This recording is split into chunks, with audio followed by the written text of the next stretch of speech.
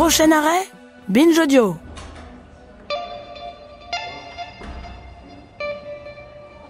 Le serment d'Augusta, vous le savez si vous suivez régulièrement ce podcast, c'est notre rendez-vous avec l'autrice Olympe de G et le professeur Emmanuel Flamand-Rose, neurologue à la Pitié-Salpêtrière. Dans cette série, on explore avec eux les bouleversements et les questionnements qui traversent le monde du soin. Et dans cet épisode, réalisé par Paul Berthiaud, on va s'intéresser au rapport entre le corps et l'esprit. Je suis Thomas Rozek et vous écoutez Programme B.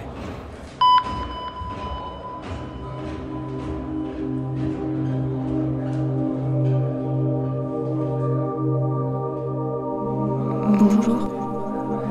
Comment ça va depuis la dernière fois?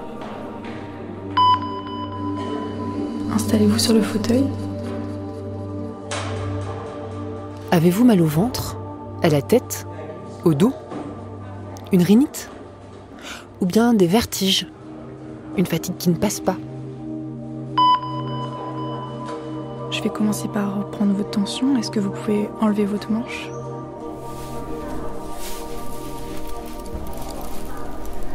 Sur une période d'1 mois, nous sommes 8 sur 10 à ressentir un de ces symptômes.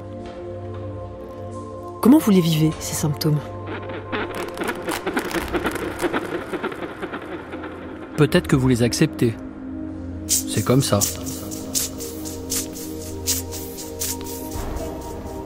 Vous les normalisez? Ou pas? Ok, j'ai pris la tension. Elle est normale, tout va bien. Ces symptômes prennent trop de place dans votre vie. Ils sont un problème. Vous vous dites que ce problème est sûrement médical. Alors vous allez consulter votre généraliste. Je vais vous demander de respirer bien fort par la bouche pendant que j'écoute vos poumons. Vous faites le même choix qu'une personne affectée sur 4.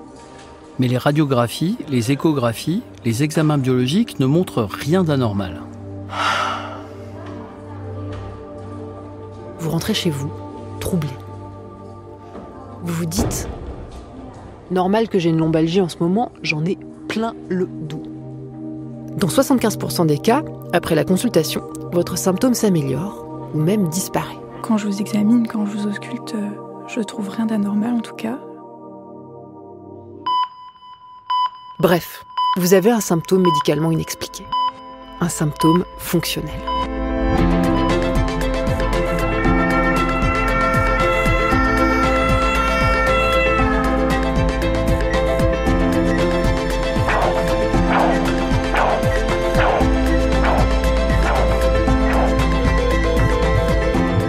Serment d'Augusta, épisode 9. J'écouterai le corps raconter les tourments de l'esprit.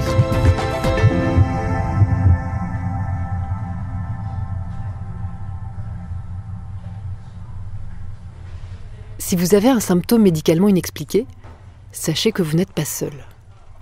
Les troubles fonctionnels sont tellement fréquents qu'on estime qu'ils sont la cause d'environ une consultation de médecine générale sur 3.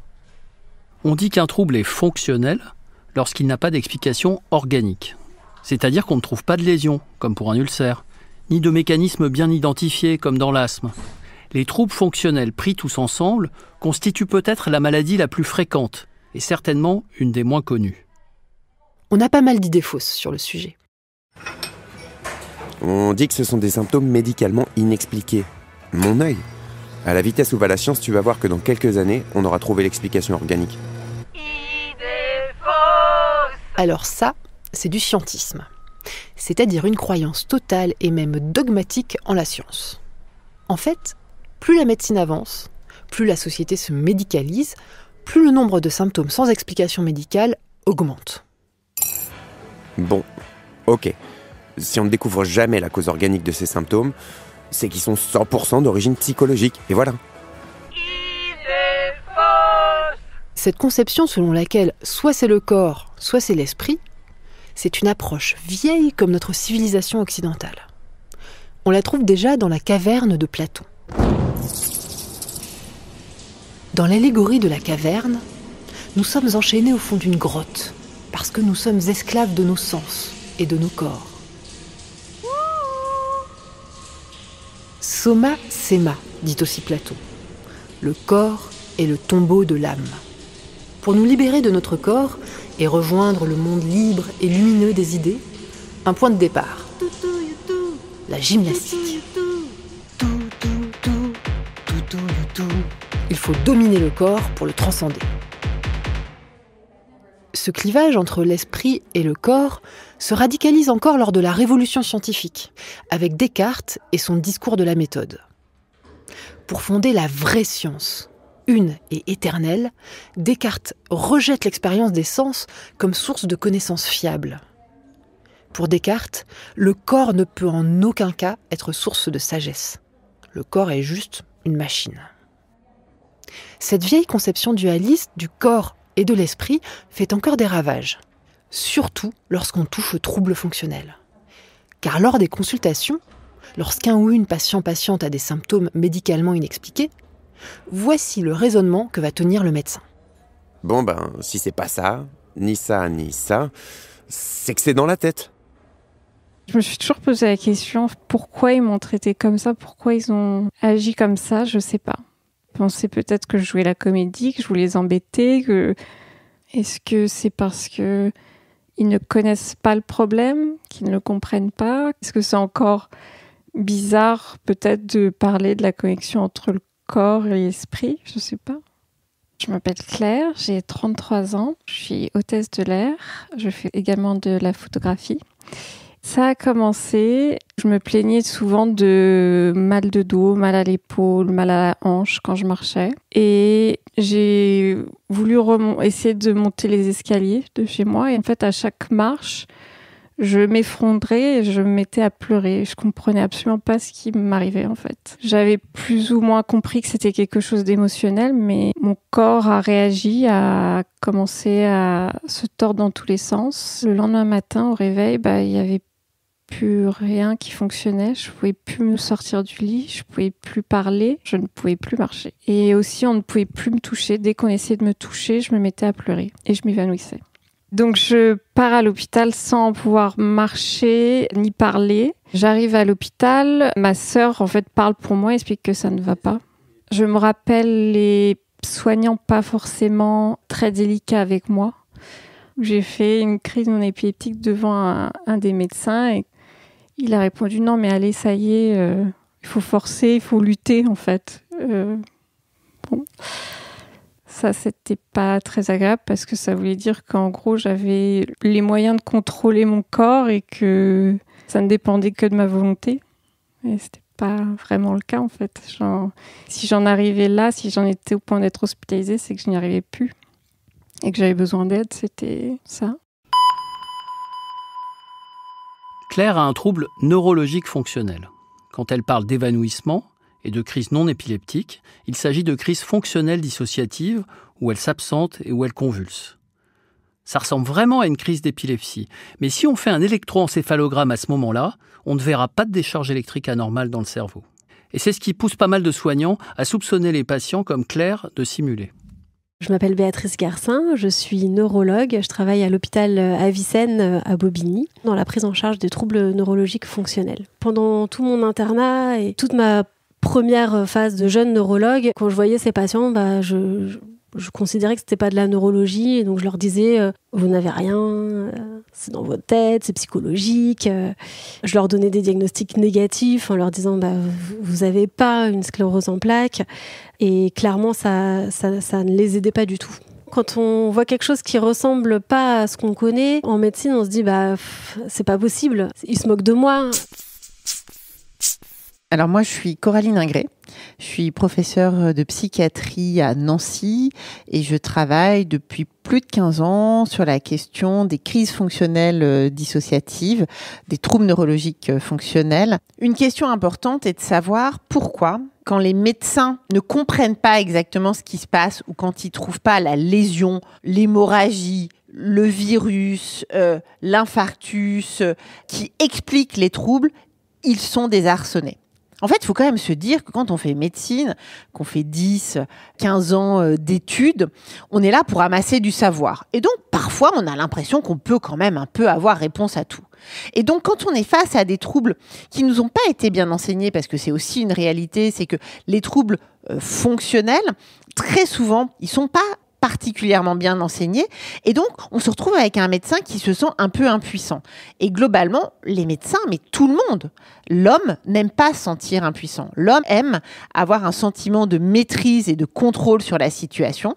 Dans les troubles fonctionnels en général, tu dois réussir à te dire, il y a un dysfonctionnement qui amène cette symptomatologie. J'ai un souvenir assez précis d'une situation où vraiment je pense que j'ai pas fait ce qu'il faut. Professeur Garcin. C'était une patiente qui avait des symptômes neurologiques apparus dans les suites d'une histoire assez dramatique, d'une PMA qui s'est mal passée avec une complication grave de la grossesse. Elle a perdu son bébé, elle a été en réanimation.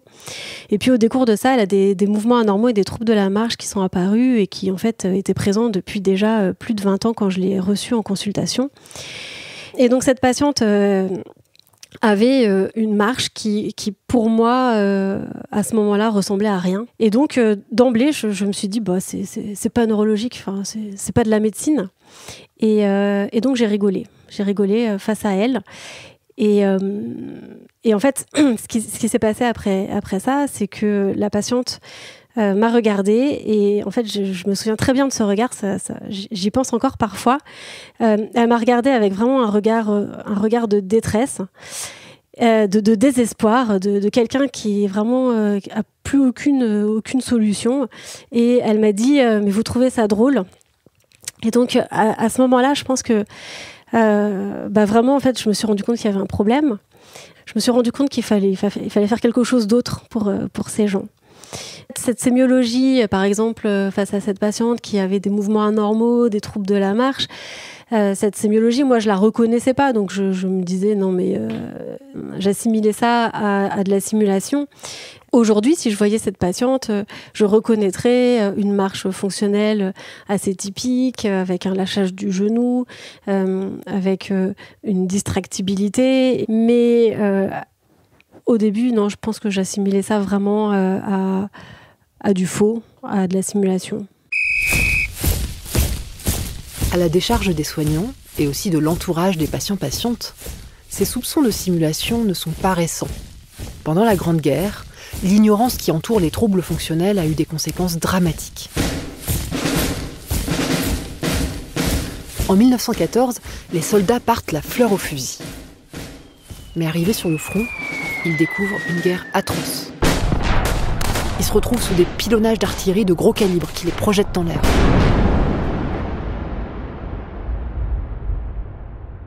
Quand on les retrouve sous les décombres, sous les corps de leurs compagnons, ils sont en état d'hébétude. Certains se sont recroquevillés en position fétale. Et même une fois à l'abri, il leur est impossible de quitter cette position. Ils ne peuvent plus se redresser. On croit d'abord à une blessure physique, mais non. La guerre est si terrible que leur corps se révolte. Leurs jambes ne les portent plus. Elles tremblent comme des feuilles. Certains soldats atteints de ces troubles neurofonctionnels sont soupçonnés d'être des déserteurs. Ils sont fusillés. Les autres sont cachés de la vue du grand public dans des asiles, pendant que l'on célèbre les gueules cassées comme des héros. À l'époque, il y a une jeune star de la neurologie, Clovis Vincent. C'est un médecin très très patriote. Trop patriote. Fin 1916, 860 000 hommes ont déjà été tués au combat, et la France a plus que jamais besoin de soldats. Alors Clovis Vincent va chercher les victimes de troubles neurofonctionnels dans leurs asiles. Et pour les remettre au pas, il invente la technique du torpillage. Clovis Vincent leur inflige des décharges allant jusqu'à 120 volts lors de séances pouvant durer plus de 30 minutes. Ces séances, appelons un chat de torture, ont lieu en public. Et Clovis accompagne ces coups de torpille d'encouragement. Ça lâche! Cochon! Planqué! On a quand même fait des progrès depuis Clovis Vincent. A priori, on ne torture plus et on n'invective plus les patients-patientes. En revanche, on continue parfois de les soupçonner de simulation. Les personnes qui en souffrent ne cherchent pas à se planquer. Elles sont submergées et elles arrêtent de fonctionner. Le premier piège, c'est de se dire, si je vois rien, c'est peut-être qu'il n'y a rien. Professeur Ingré. C'est peut-être quand même que le patient, il en rajoute un peu ou qu'il simule. Et évidemment, ça, c'est une solution de facilité, d'économie mentale qui ne devrait plus exister à l'heure actuelle. Manque de connaissances, a priori, raccourci cognitif absolument insupportable. Le manque de connaissances est un vrai problème. Mais heureusement, le trouble neurofonctionnel va apparaître l'année prochaine dans le manuel de référence pour l'apprentissage de la neurologie en France. Ça me fait vraiment plaisir parce que ça montre que les choses évoluent. Mais ça donne aussi le vertige de penser qu'une maladie aussi fréquente n'y figurait pas avant. Pour en revenir à Claire, il y a des signes cliniques qui auraient pu être recherchés pour permettre de diagnostiquer facilement une crise fonctionnelle dissociative. En fait, il y a tout un tas de signes qu'on va retrouver dans une crise fonctionnelle dissociative, mais pas dans une crise d'épilepsie. Les yeux se ferment pendant la crise, les membres bougent de façon asynchrone, l'intensité des convulsions fluctue au cours de la crise, il y a des secousses de la tête, la personne pleure pendant ou après la crise, il y a des mouvements de poussée des hanches. Et puis, une crise d'épilepsie, ça dure en général pas plus de 2 minutes, alors qu'une crise fonctionnelle dissociative, ça peut être beaucoup plus long. Les crises fonctionnelles dissociatives sont des crises extrêmement fréquentes. On pense que c'est la 3e cause de malaise avec perte de connaissance. Le délai diagnostique moyen, c'est 7,8 ans, donc c'est absolument énorme. La première rencontre de cette patiente qui m'a expliqué ce phénomène de dissociation auquel j'étais pas du tout formée. Et la patiente me dit, écoutez, oui, alors je subissais de l'inceste, on était dans le même lit avec ma sœur et c'était soit moi, soit ma sœur, mais c'est pas si grave, j'étais pas là. Comment ça, t'étais pas là? Non, j'étais à côté d'une rivière, j'entendais l'eau, je sentais le soleil sur ma peau et puis il y avait les petits oiseaux et puis j'étais allongée sur de l'herbe. Mais comment ça, tu viens de me dire que t'étais allongée dans le lit avec ton père incestueux? Et là, je me suis dit comment ce mécanisme aussi incroyable de dissociation à un moment qui l'a protégé d'horreur et d'horreur pendant des années est devenu un mécanisme de dissociation pathologique et destructif qui lui fait faire ses crises fonctionnelles, l'a fait chuter, l'a fait se fracasser un poignet par rapport à ça. Qu'il s'agisse des crises fonctionnelles de Claire, de ses troubles de parole ou de ses troubles de la marche, vous l'avez compris. On a des manifestations neurologiques alors qu'il n'y a pas de lésion. Ce qui se passe le plus souvent dans un trouble neurofonctionnel, c'est que la détresse émotionnelle, la difficulté à vivre ou un autre tourment de l'esprit peuvent être évacués de façon involontaire au point d'induire un handicap majeur. Parfois, on ne sait pas très bien ce qui se passe. C'est comme si le cerveau prenait une mauvaise habitude dont il a du mal à se défaire. Dans tous les cas, il s'agit d'un dysfonctionnement du cerveau. Ce dysfonctionnement survient chez des personnes qui ont une vulnérabilité particulière. Il est souvent associé à un parcours de vie difficile et il est fréquemment déclenché par un facteur traumatique physique ou émotionnel. Pendant longtemps, on disait, non mais ces patientes, elles font ça pour attirer l'attention de leur entourage, comme si c'était un bénéfice secondaire. Je déteste ce terme de bénéfice secondaire qui ne veut pas dire grand-chose. Se dire que le patient, par une identité de malade, par un arrêt de travail, un arrêt de scolarité, continue ses manifestations parce qu'il en tire un bénéfice. Et moi, j'aimerais qu'on voit le problème un petit peu différemment. Vous vivez du harcèlement à l'école ou au travail. Vous débutez des crises fonctionnelles, des troubles neurologiques parce que émotionnellement ce n'est plus gérable et donc la zone qui contrôle les émotions dans votre cerveau est suractivée et vient perturber d'autres zones. Et à ce moment-là, vous arrêtez d'aller à l'école, vous arrêtez d'aller au travail. Et on se dit, vous voyez bien, il en tire un bénéfice de ces symptômes. Non, il n'en tire pas un bénéfice. Ces symptômes sont une régulation, une soupape de cocotte-minute qui lui permet d'éviter des facteurs de stress. Je m'appelle Lucille, j'ai 28 ans, bientôt 29 ans. Je suis avocate pénaliste. Mes symptômes sont apparus c'était le 15 novembre. J'ai su dès que je me levais que c'était une journée particulière et que c'était une journée difficile. Je me forçais à faire quelque chose parce que j'allais dans la matinée défendre ou assister une personne accusée de viol. Donc en gros, je devais plaider un dossier de viol et j'avais pas envie de plaider un dossier de viol. Mon moi intime, mon moi, il voulait pas plaider ce dossier de viol et on me l'avait imposé. Et dans mes souvenirs, j'ai bien plaidé ce dossier de viol. J'ai le souvenir d'avoir une bonne plaidoirie. Et pourtant, au fur et à mesure de la journée, j'ai constaté que mon bras gauche n'existait plus pour moi. Et alors je plaide et je suis allée à une autre audience et c'est lorsque j'ai conduit que je me suis rendu compte que je n'avais plus de bras gauche, mais que ça ne me posait pas de difficulté. Je constatais que j'avais du mal à conduire. Je constatais que c'est mieux quand même avec 2 bras. Pour moi, ça ne me posait pas de difficulté que je n'ai plus de bras gauche. Je commençais par l'appeler par un prénom. J'étais de bonne humeur. J'étais pas particulièrement attristée, j'étais pas particulièrement apeurée. Et c'est les autres qui m'ont dit « Attends, il y a un problème. C'est pas normal que ton bras gauche bouge aussi peu. C'est pas normal que tu appelles ton bras gauche par un prénom. Va voir un médecin. » Mais sinon, non, j'étais absolument pas inquiète. Pour moi, c'était un fait. Ça y est, c'est bon, plus de bras gauche. Lucille, elle, a un trouble sensitivomoteur fonctionnel. Le médecin et écrivain Oliver Sacks, qui a lui aussi expérimenté cette maladie, a consacré tout un livre à sa relation à sa jambe.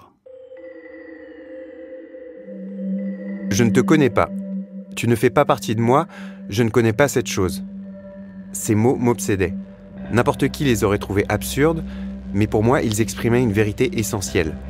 En un sens, j'avais bel et bien perdu ma jambe.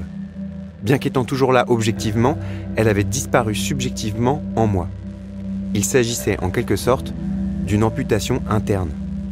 Il y avait d'une part un grave déficit sensoriel, je ne sentais plus ma jambe, et d'autre part un déficit d'ordre affectif. Je n'avais plus de sympathie pour ma jambe, elle m'était devenue indifférente. Sur une jambe, Oliver Sacks. Oliver Sacks développe ce trouble à la suite d'une chirurgie qui a permis de réparer son quadriceps arraché lors d'un accident de montagne. Il raconte que son chirurgien balaie d'un revers de main cette expérience terrifiante de perte de sa jambe qu'il est en train de vivre. Et c'est vrai que l'examen clinique, comme les examens complémentaires, retrouve en général peu d'anomalies. Mais les symptômes et le handicap fonctionnel sont bien là. Ils sont réels. Et d'ailleurs, le retentissement de ces symptômes fonctionnels sur la qualité de vie est strictement identique à ce qu'il serait si ces symptômes avaient n'importe quelle autre cause. Pour moi, les troubles neurofonctionnels sont une maladie du parcours de vie. Je dis souvent que c'est une maladie de personnes courageuses. Parce que ça touche très souvent des personnes qui ont traversé des épreuves terribles et qui ont continué à avancer en serrant les dents, au point que le corps a été obligé d'intervenir, de protester.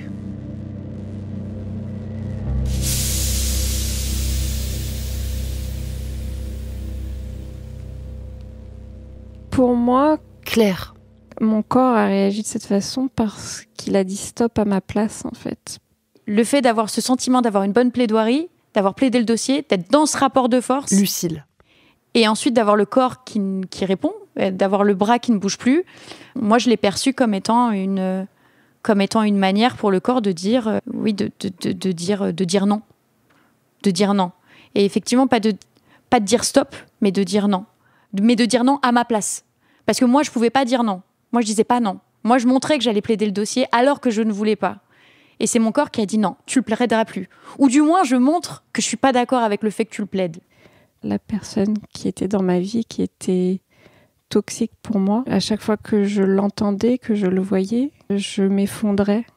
Donc, j'ai vite compris que mon corps réagissait à ça. C'est parce que je vivais une situation très difficile et j'avais beau exprimer que ça n'allait pas, je n'arrivais pas à me sortir de cette situation. Et je pense qu'à un moment donné, le corps a dit « Stop, je n'y arrive plus, je ne peux plus ».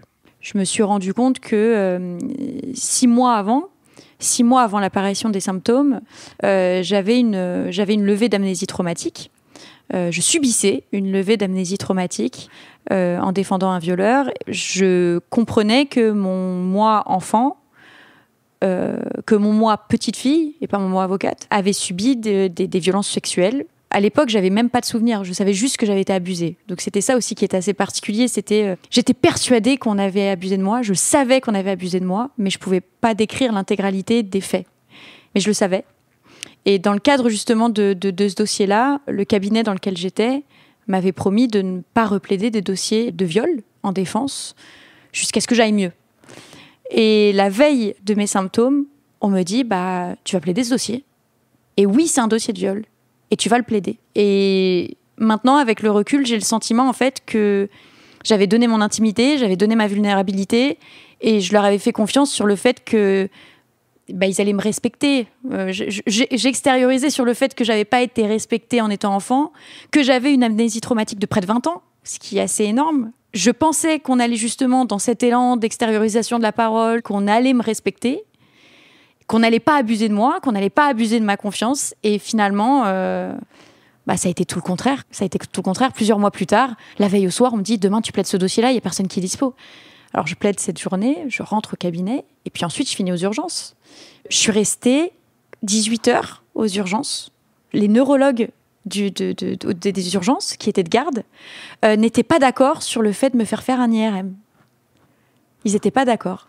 Il y en avait un qui disait, il faut qu'elle fasse un IRM cérébral. Et il y en avait un autre qui disait, non, c'est pas assez franc, c'est pas neurologique. Donc on la laisse. Je le prends comme un jugement. Tu veux te faire soigner, tu veux montrer que tu es victime, un peu ce côté-là. C'est une forme de négation, un peu, une forme de négation de la vulnérabilité du patient ou une forme de négation de la parole du patient, quoi. On te dit c'est dans ta tête parce qu'on sait pas l'expliquer, mais on va pas aller plus loin. On va se dire que tu le cherches en fait finalement.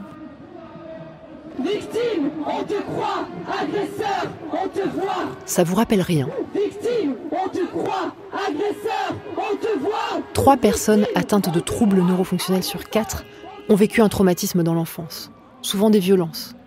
Et souvent des violences sexuelles. 3 personnes atteintes de troubles neurofonctionnels sur 4 sont des femmes. Les femmes sont plus exposées que les hommes au risque d'abus sexuels dans l'enfance, de violences domestiques ou de viols. Or, ces différentes formes de violence sont des facteurs de risque importants de troubles neurofonctionnels. Donc, non seulement la protection insuffisante des femmes dans la société les surexpose aux troubles neurofonctionnels, mais en plus, elles sont ensuite montrées du doigt et moins bien prises en charge. Lorsque les femmes ont des manifestations compatibles avec un trouble fonctionnel, elles ont une probabilité moins élevée d'être examinées, investiguées et référées à un spécialiste.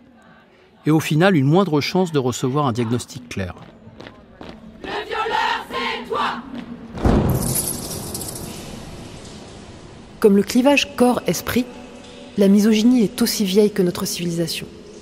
D'Hippocrate à Galien, les femmes sont jugées faibles au plan anatomique, physiologique et psychique. Les troubles neurofonctionnels font déjà l'objet d'études dans l'Antiquité. Et ils sont expliqués par la nature essentiellement fragile, changeante et sujette aux humeurs excessives des femmes.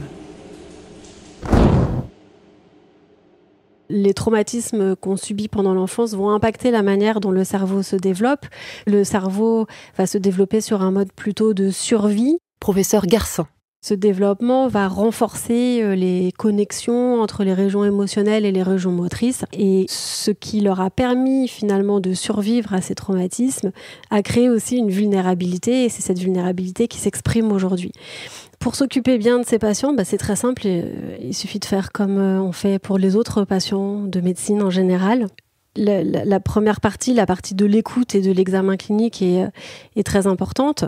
Et je pense qu'il est vraiment important aussi de montrer aux patients qu'on les croit, parce que souvent dans leur parcours, ils rencontrent des personnes qui leur font comprendre que leurs symptômes ne sont pas réels. Donc c'est vraiment important de les écouter, de les examiner avec un examen neurologique classique, mais aussi à la recherche des signes cliniques positifs, c'est-à-dire des signes cliniques en faveur du diagnostic de troubles neurologiques fonctionnels. Dans beaucoup de cas, comme ces patients ne sont pas forcément considérés comme ayant une vraie maladie par les médecins, on leur donne pas le diagnostic, on leur dit qu'ils n'ont rien ou que c'est psychologique. Et pourtant, en fait, ils ont une maladie qu'on connaît bien et qu'on sait bien diagnostiquer. La deuxième chose, c'est de se dire... Professeur Ingré. Bon, ok, non, je sais, il y a des études, on m'a expliqué, il se passe vraiment quelque chose, le patient, il fait pas semblant, mais moi, je sais pas faire. Alors, vous avez rien, enfin, moi, j'ai rien vu, je peux rien pour vous, allez donc voir quelqu'un d'autre. Et en fait, quand on est en difficulté, on a le sentiment de passer la patate chaude, ça peut être vécu comme extrêmement rejetant par les patients. C'est-à-dire qu'ils se prennent dans la face. Bon, écoutez, pour moi, vous avez rien. Allez donc voir un psy. Je dis toujours ce qui fait des psys, les grands spécialistes du rien. Le patient, il n'a pas rien. Le patient, il souffre. Il est handicapé comme jamais par ses symptômes. Et donc, c'est une minimisation majeure de ses troubles. Et ça, il y a un vécu d'abandon qui est insupportable. Et sur un certain nombre de patients où ils ont eu des vécus d'abandon, où ils ont été impuissants, où on ne les a pas crus quand ils ont parlé de leur trauma, on vient renouveler cette situation avec le même type d'émotion. Donc évidemment, on maintient les troubles. Factuellement, si on dit « il n'y a rien », il n'y a donc rien à soigner. En revanche, si on dit « il y a quelque chose, Mais rien n'est définitivement abîmé dans le cerveau, alors au contraire, le message est un message d'espoir. Parce que ça veut dire qu'on peut tout récupérer. Parce qu'une chose très importante à savoir, c'est que les troubles fonctionnels sont réversibles. Mais il faut commencer par les nommer correctement et les prendre en charge. Donc c'est vraiment important de prendre le temps de donner ce diagnostic et d'expliquer ce que c'est. Professeur Garcin. Ça va vraiment avoir un impact fondamental sur la suite de la prise en charge et sur le pronostic des patients, en limitant aussi toute l'anxiété liée au fait de ne pas savoir ce qu'on a et en limitant les examens et les explorations complémentaires inutiles. J'aime bien utiliser quand même des métaphores pour illustrer les propos. Par exemple, la métaphore du disque dur et du logiciel. Donc le disque dur est intact, mais c'est le logiciel qui ne fonctionne pas. J'utilise aussi la métaphore du membre fantôme pour expliquer le membre fantôme. En fait, c'est une sensation ou des symptômes qui apparaissent chez des personnes qui ont eu une amputation et qui ont la perception intense que leur membre est toujours là. Et bien, ce que j'explique aux patients, c'est que chez eux, c'est l'inverse. Leur membre est toujours là, mais leur cerveau ne le perçoit plus. Il faut rééduquer le cerveau, lui réexpliquer la normalité. Après, un levier majeur pour les patients, c'est de comprendre ce qui leur arrive. Professeur Ingré. C'est finalement mon cerveau qui cherche à me communiquer que quelque chose ne va pas. Ces symptômes, ils ont une fonction de régulation. Moi, je prends toujours la métaphore de la cocotte minute. Imaginez que votre crise, votre trouble de la marche, votre tremblement, c'est une sorte de soupape à la cocotte minute. Que finalement, ça monte en pression et qu'une manière de réguler la pression, de laisser sortir la vapeur, c'est ce trouble neurologique fonctionnel. Ça a une fonction d'alarme, de dire quelque chose ne va pas, quelque chose n'est pas intégré, quelque chose ne va pas dans l'environnement.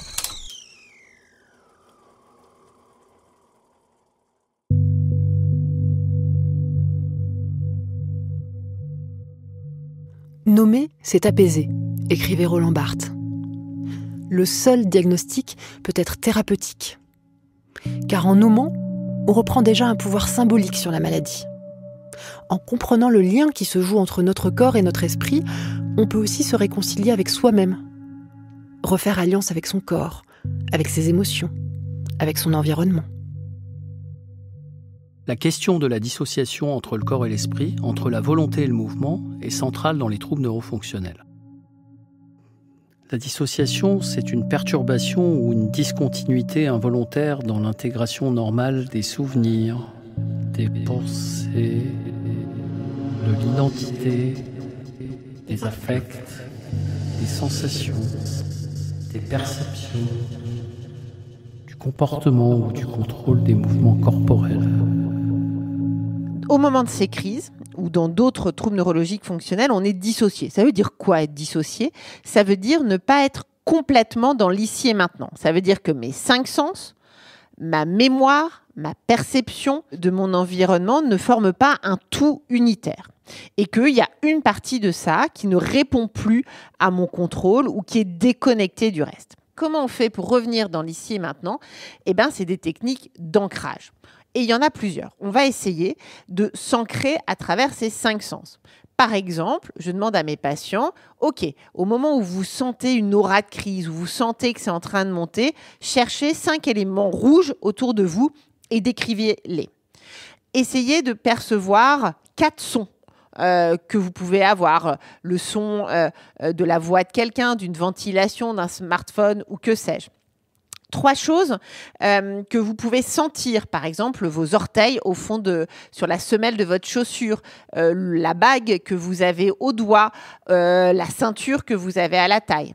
2 choses que vous pouvez sentir, et donc par exemple on va faire des trousses anti-dissociation avec des fioles de parfum, des huiles essentielles, et puis en termes de goût, il y a des patients qui peuvent avoir du poivre de Sichuan, qui peuvent avoir des bonbons tête brûlée, qui vont avoir des choses qui vont les ancrer dans l'ici et maintenant.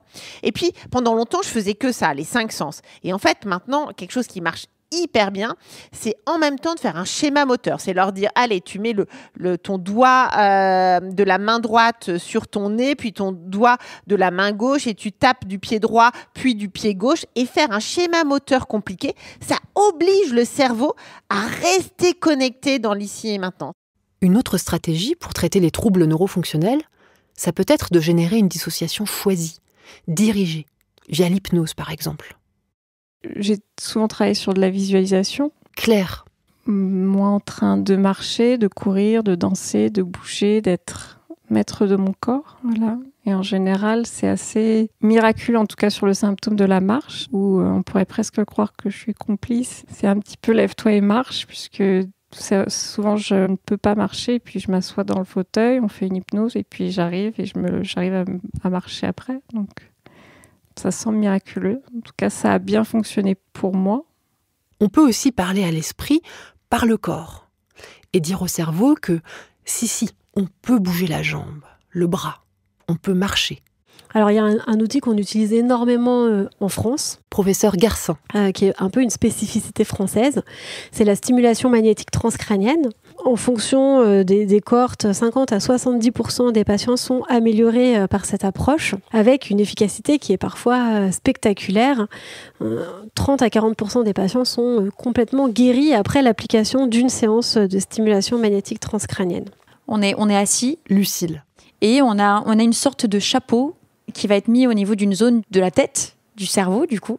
En gros, le principe, c'est qu'on met un gros aimant sur le crâne au niveau du cortex moteur, donc de la région du cerveau qui contrôle le mouvement. Et ça va stimuler cette région et ça va entraîner un mouvement du bras et de la jambe de l'autre côté du corps. Alors c'est assez désagréable, parce qu'on est habitué à être soit paralysé, soit avoir des membres très rigides, soit ne pas réussir à bouger quand on le veut. Et puis d'un coup, on va pas arrêter de sautiller, quoi. On a l'impression que finalement, induire ce mouvement, ça permet au patient de percevoir le mouvement normal. Et ça, c'est un élément qui lui permet de reprendre possession de son membre et que ça joue un rôle très important dans le processus de guérison ou d'amélioration clinique. Ce qui est très rassurant, parce qu'on se dit « Oh, waouh, ça bouge !» C'est-à-dire que quand on la stimule, ça bouge. Après, mon ressenti, c'est que ça marche sur le moment, mais j'avoue que c'est très décevant quand après on rentre à la maison et qu'en fait, on voit que ça bouge pas. En fonction de comment on réagit, il y a quand même une amélioration significative, je dirais, dans les 2-3 heures qui suivent. Le traitement qui, aujourd'hui, malgré tout, a fait le plus preuve de son efficacité dans les troubles moteurs fonctionnels, c'est la kinésithérapie. C'est une kinésithérapie qui est très orientée TCC, c'est-à-dire thérapie cognitivo-comportementale, avec une grande part d'éducation du patient, de démonstration aussi du fait que son mouvement peut être normal. Et le principe de base de cette prise en charge, c'est de détourner l'attention du patient et de favoriser vraiment la fonction plutôt que la concentration sur l'organe atteint. Donc c'est très important pour ça qu'on ait des kinésithérapeutes formés, ce qui n'est pas encore beaucoup le cas aujourd'hui.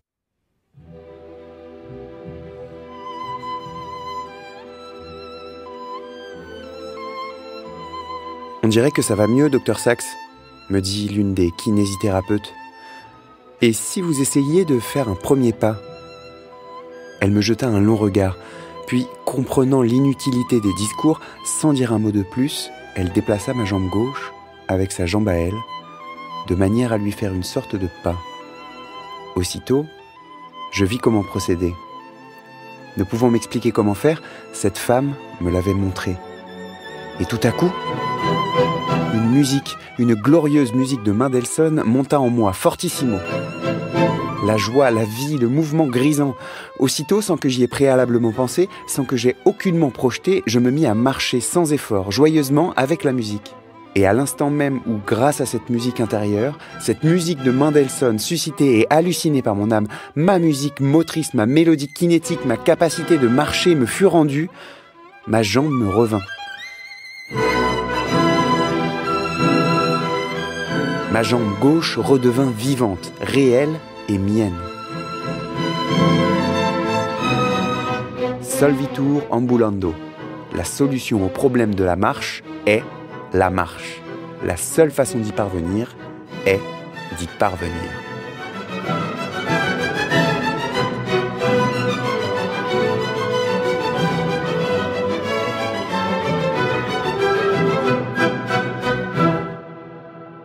sur une jambe, Oliver Sacks. Gauthier Rolline, je suis kinésithérapeute dans Paris. J'exerce en libéral depuis maintenant une quinzaine d'années et je m'intéresse aux troubles neurologiques fonctionnels depuis 2016 ou 2017. Un des facteurs qui, je trouve, fonctionne bien, c'est de jouer sur le côté ludique. Si le patient a fait un sport, a joué au foot par exemple, je peux très vite travailler avec des ballons avec lui parce que je vais savoir que ça va réveiller certaines choses dans son cerveau, dans son expérience, dans son corps. Par exemple, chez un patient ou une patiente qui a joué au football dans sa vie, on peut avoir ce patient qui, sans ballon, n'arrivait absolument pas à mettre un pied devant l'autre, mais qui, avec un ballon entre les jambes, arrivait à marcher quasi normalement, voire à faire de la course à pied. Ce que j'aime utiliser aussi, c'est des situations qui peuvent être pressantes avec un automatisme qui va se réveiller, un mouvement automatique qui va prendre le dessus sur le problème de la marche, par exemple. Mais je m'étais servi de ça avec une patiente où, après avoir gagné quand même sa confiance, et une fois qu'elle avait su que le trouble neurologique fonctionnel était quelque chose avec une potentielle réversibilité, je la mettais dans une situation un peu pressante où on s'était bagarré avec des coussins. On avait fait une bataille de polochon. Et on avait quand même le droit de se taper dessus assez énergiquement. Et c'était pour réveiller un petit peu cet automatisme avec un petit shot d'adrénaline quand on se fait taper dessus. Et je l'avais filmé en même temps. Et quand on avait regardé les vidéos, en effet, elle était capable de bouger tout à fait normalement et à me donner des coups de coussin que je peux témoigner d'assez énergique. Et à la fin de cette expérience-là, elle avait vraiment éprouvé beaucoup de plaisir à pouvoir ressentir un mouvement normal. C'était une patiente qui, après ça, avait pu reprendre confiance en elle. Et à chaque fois que je lui proposais autre chose, elle s'attendait à pouvoir y arriver. Les séances de kiné m'ont énormément aidée dans mon rétablissement parce que... Claire. Je ne pouvais plus bouger, et même si les médecins me disaient que je pouvais, je savais que je n'y arrivais pas. Et ça m'a aidé à retrouver des mouvements qui fonctionnaient et de ne pas forcer sur les mouvements qui ne fonctionnaient plus.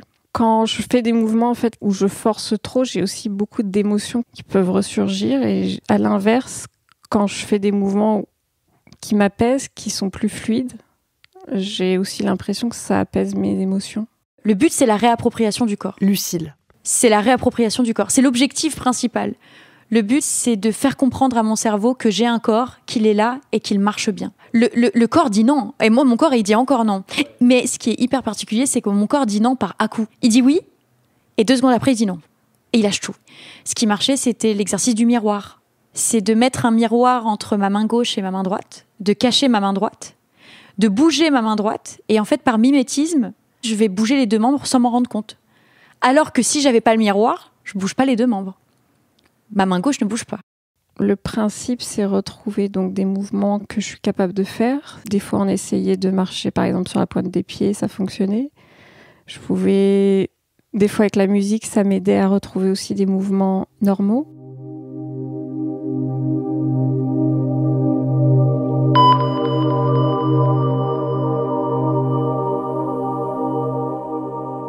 J'ai appris à écouter mon corps pour vivre mieux ma situation, que ça soit le moins difficile possible. Ne plus me retrouver dans la même situation où je ne suis plus capable d'exprimer mes émotions et que mon corps est obligé de l'exprimer à ma place.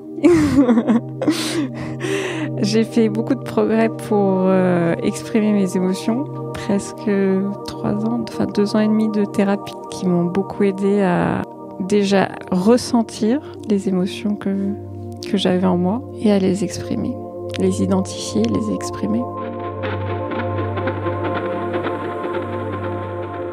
On a pris l'exemple frappant du trouble neurofonctionnel, mais d'une façon plus large, le trouble fonctionnel peut prendre par exemple la forme d'une fatigue chronique ou de douleurs chroniques.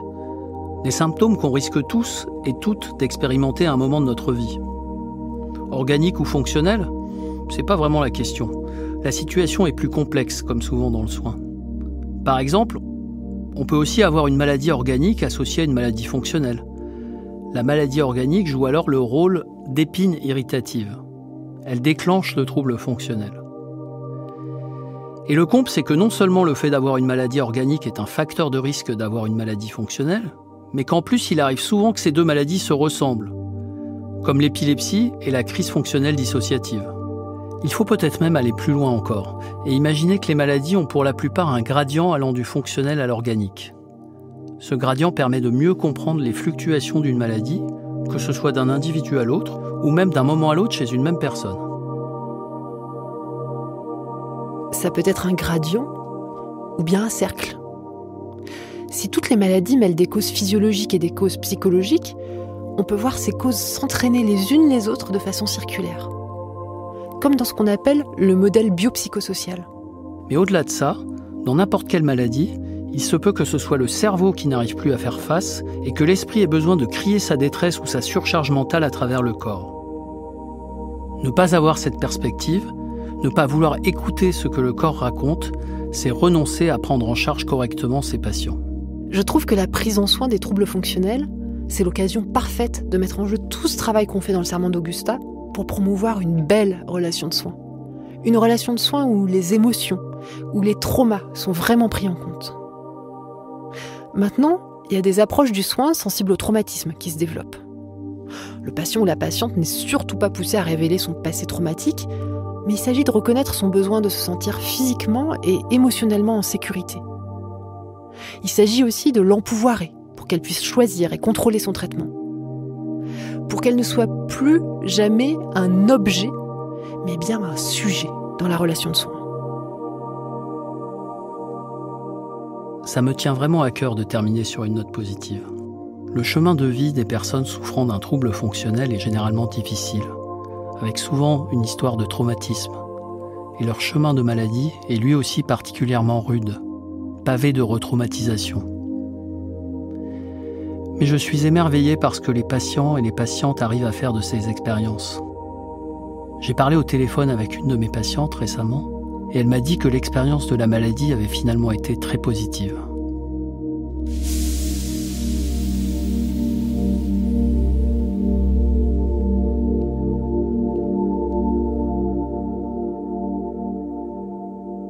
Aujourd'hui, ce qui est certain, c'est que je ne suis plus la même personne qu'il y a 7 ans.